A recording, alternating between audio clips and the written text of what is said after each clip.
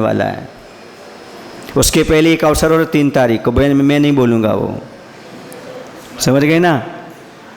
दीक्षा दिवस हम जोर शोर से मनाएंगे सभी लोग। 4 तारीख को पात्र का चयन है। किसका चयन?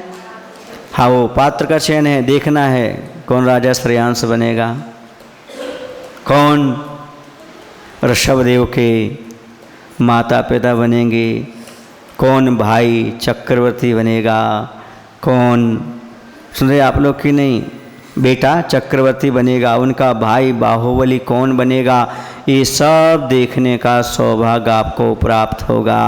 कौन सौधर्मेंद्र बनेगा मुख्य पात्र, कौन कुबेर बनकर के समूषण की रचना करेगा,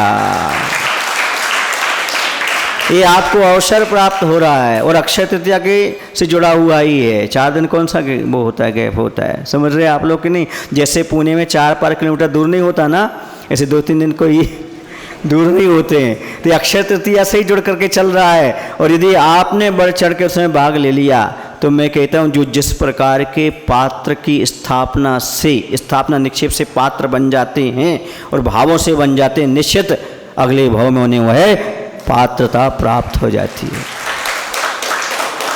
आगे चल करके वो ऐसे काम करेंगे, सौधर्मेंद्र ऊपर जाकर के सौधर्मेंद्र बन करके अपने जीवन काल में पंचकणक करेगा, कुबेर समूषण की रचना करेगा। सौधर्म ईशान आदि जो भी उनके साथ हैं, महेंद्र शांत कुमार आदि, वो सारे इंद्र आकर के वहाँ के भगवान के पंचकणक मनाएंगे।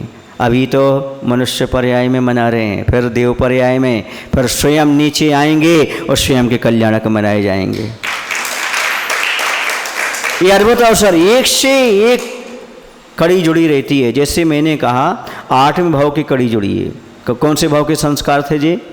8वें भाव के संस्कार थे जो युग के आदि में दान तीर्थ का परिवर्तन हुआ। ऐसी पता नहीं आप आज संस्कार बांधेंगे, आगे चलकर कौन से भाव में आपको मालूम पड़ेगा, आपको जाति स्मरण होगा।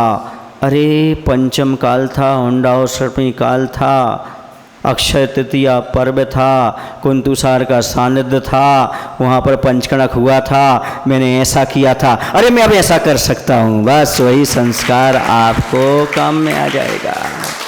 समझ आ रहा? ये संस्कार आज बांध लो।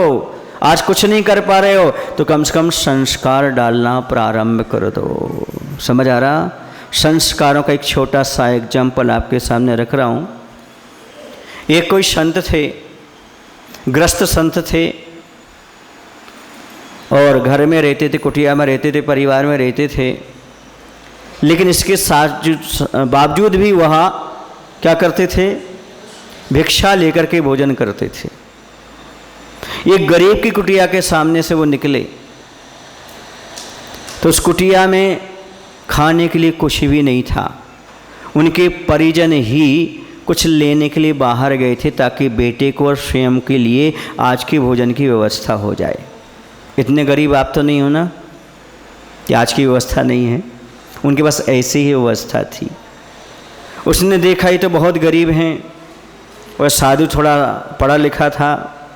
उसने कहा हम तो इनको अमीर बना के जाएंगे। खड़ा रहा बहुत देर तक। उस बेटे से कहा बेटे तुम्हारे मम्मी पापा नहीं आए? बोले अभी तक नहीं आए। तो बोले एक काम करो तुम एक मुट्ठी धूल उठा के हमें दे दो। उस बेटे ने कहा आप खुद उठा लो ना। उन्होंने कहा नहीं बेटा तुम्हारे हाथ से लेना है हमारे लिए। उसने कहा ठीक है हम 2 मुट्ठी दे देते हैं। उसने 2 मुट्ठी धूल भरी और साधु के कटोरे में डालने लगा। इसमें उसके पिताजी आ गए। बोले बेटे ये क्या कर रहे हो तुम? हम इतने गरीब नहीं कि धूल दें, हमारे पास कुछ तो है, इसमें से जो हम अनाज लेकर आए हैं थोड़ा हम इनको दे देते हैं। तो उन्होंने कहा साधु महात्मा ने मैं दान लेने नहीं आया हूँ, मैं इस बेटे में दान के संस्कार डालने आया हूँ। ये दान के संस्कार इसे एक दिन अमीर बनाएंगे। जो भी दान के भाव हो रहे हैं ना इसने धूल का दान दिया। धूल मेरे काम की भी नहीं है और उपकार भी नहीं होने वाला, लेकिन इस बच्चे में संस्कार पड़ जाएंगे। पूर्व भाव में इसके में संस्कार नहीं थे दान के, तभी तो दरिद्र घर में जन्म लिया है। आज इसके दान के संस्कार बनेंगे, आगे किसी राजा महाराजा के यहाँ इसका जन्म होगा। ये संस्कार डालने के लिए मैं यहाँ पर आया हूँ।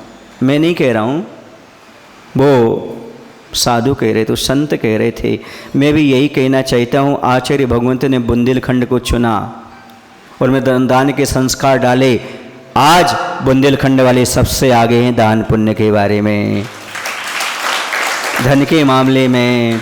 कारण क्या है? यहाँ आकर भी वो दान कर रहे हैं, यहाँ पर भी मंदिर का निर्माण कर रहे हैं। इतने सुंदर सुंदर, पहले पुणे में इतने मंदिर नहीं थे। जैसे वहाँ से लोग आए, यहाँ प्रवास से हुए, और हर कॉलोनी में एक मंदिर दिखाई दे रहा है। क्यों? ये पैसा कहाँ से आया? ये संस्कार कहाँ से आए?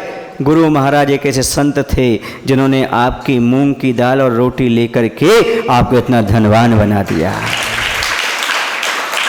ये संस्कार जिस जीव में दान के पड़ जाते हैं, निश्चित रूप से उसके जीवन में कल्याण हो जाता है, उसका वर्तमान जीवन भी बदल जाता है और आगे का जीवन भी बदल जाता है। तो ये अक्षय तृतीया पर्व है, ये अखंड तिथि मानी जाती है। इसको आखा तीज भी बोलते हैं और अन्य लोग इसको अक्ति भी बोलते हैं। क्या बोलते हैं?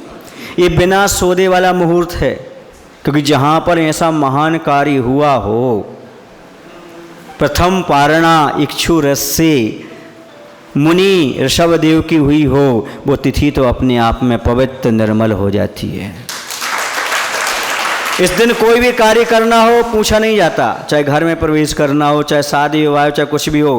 क्या बोल देते हैं? ये तो शुद्धि शुदाई तिथि, ये तो शुभ मुहूर्त है। और जो शुभ मुहूर्त में कोई कार्य करता है, समझो है जीवन भर अच्छे से कार्य कर लेता है। जो आज के दिन दान नहीं दे सकता, उसका भंडार कभी भर नहीं सकता। जो आज के दिन दान देता है, उसका जीवन भर भंडार हमेशा भरा रहता है। अक्षय तृतीया, आखा तीज महान। क्या बोलते हैं आप लोग? आज ऋषभदेव को इक्षु रस का किया पारणा, आखा तीज महान।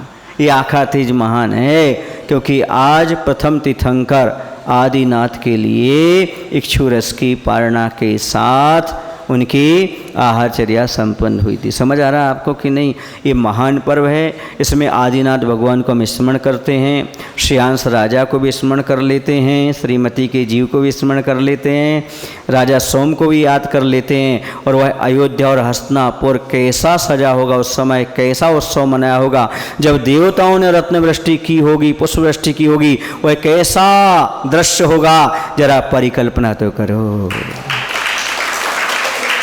वह दिन कब आएगा जिस दिन आप भी तीर्थंकर, भावी तीर्थंकर, उन मुनिराज की अंजलि में दान दोगे। स्थापना निक्षेप से तो दोगे अभी।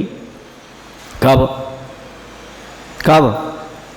जून में, 1 जून में आपको लाभ प्राप्त हो रहा है। स्थापना से आप ऋषभदेव की आहारचर्या संपन्न कराएंगे। ये सौभाग्य भी आपको प्राप्त हो रहा है। जन्माभिषेक का सौभाग्य भी, कितनी तारीख को है जन्माभिषेक? 2 तारीख को जन्माभिषेक का भी आपको सौभाग्य प्राप्त हो रहा है। देखो, सुमेरु पर्वत पर भगवान का जो अभिषेक करता है, हम स्वाध्याय कर रहे थे अभी ही 2 दिन पहले ही, उसमें निकला था जो सुमेरु पर्वत पर भगवान का अभिषेक करता है, एक दिन उसका अभिषेक भी सुमेरु पर्वत पर होता है। सोचो, विचार करो। अर्थात तीर्थंकर जैसी प्रकृति के बंद के कारण है ये जो आप पंचकर्णक में एक एक दिन निकल रहा है ना, उसमें कहीं भी आप अपना दान दे करके, अपना सहयोग दे करके, आप समझो कहीं ना कहीं आप परभव की अच्छी व्यवस्था करने वाले हैं। सुन रहे ना? ये मत देखना ये कितना है, कैसा है, और ये तो आपको सौभाग्य प्राप्त हो रहा है। दान का दान और गुठलियों का नहीं, आम के आम और गुठलियों का दाम। इस प्रकार से सारा आपको प्राप्त होने वाला है। देखो, अभिषेक भी मिल रहा है, जन्माभिषेक भी आपको मिल रहा है, इसके साथ साथ दान का सौभाग्य भी प्राप्त हो रहा है। जो प्रतिष्ठा हो रही है उसमें आप इंद्र बन करके सहयोगी बन रहे हो, और हो सकता है आपकी प्रतिमा जी भी वहाँ पर विराजमान हो, तो और आप सौभाग्य प्राप्त कर रहे हो। इसके साथ साथ वो जो पैसा आएगा उस पैसे में मंदिर का और उद्धार होगा, साधुओं के रहने निहार आदि की व्यवस्था बनेगी। देखो आपको कितना लाभ प्राप्त हो रहा है, इसमें चूकना मत। जहाँ जैसा आपको बन सके, क्योंकि आज दान का प्रकरण इसलिए बोल रहा हूँ, जहाँ जैसा आपको बन सके उस रूप में अपना दान देने का प्रयास करना। और कुछ भी ना बन सके तो नेवला, शेर, बंदर, शूकर जैसे हाथ जोड़ करके आ जाना, अनुमोदना कर लेना, फिर भी आपको बहुत कुछ मिल जाएगा।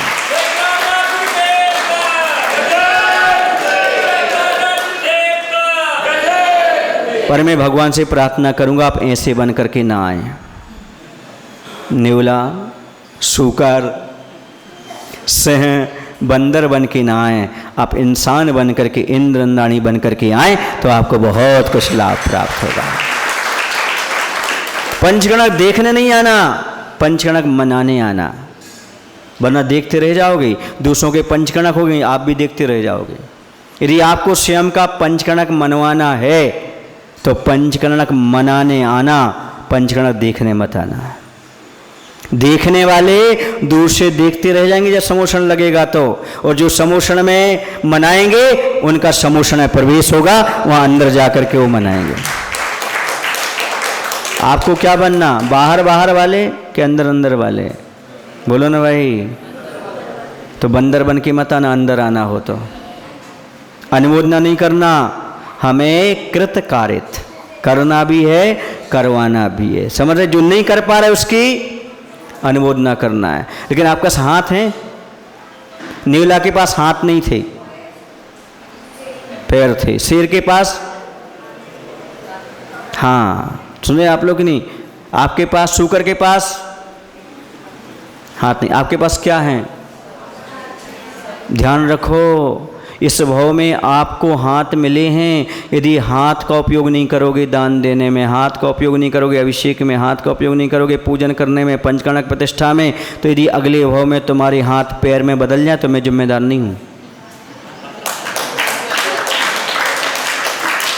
सीधी सी बात है, लिखा हुआ है, जो धनवान होकर भी, वैभव संपन्न होकर भी भगवान का अभिषेक पूजन नहीं करता, मुनि को दान नहीं देता और अपने आप को धर्मात्मा का तिलक लगा करके घूमता है, वह नियम से मर करके त्रेंच होता है, क्योंकि मायाचारी का दोष लगता है।